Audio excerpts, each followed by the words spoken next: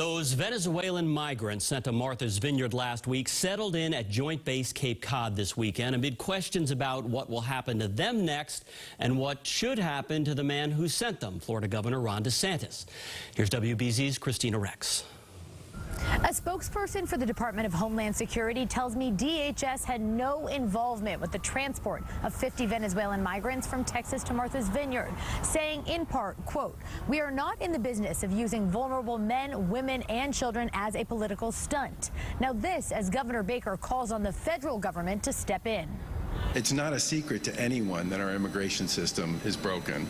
Governor Charlie Baker says it's on the federal government to fix our immigration system after Florida Governor Ron DeSantis sent some 50 Venezuelan migrants from Texas to Massachusetts on private planes last week. Because our immigration system is broken and states can't fix it, okay?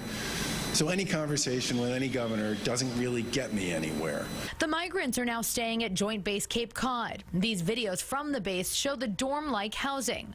They're also receiving help from lawyers on the ground who are setting them up with individual immigration attorneys pro bono to get their papers in order. A lot of the folks there were very worried that they were going to be missing those appointments or not be complying with any of the requirements in their immigration proceedings.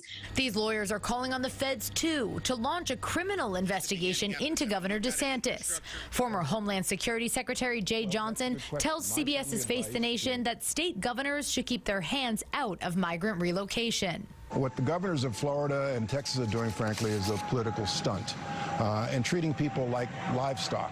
Johnson says the Biden administration already has a program in place to relocate migrants in the U.S. and sends many of them back home. This administration, I believe, unfairly is perceived as lax on border enforcement. In fact, we are sending back over 100,000 people a month. The immigration attorneys working with those migrants say they're considering applying for asylum or for a U visa. Now, a U visa is a visa that an undocumented immigrant can apply for when they were the victim of a crime.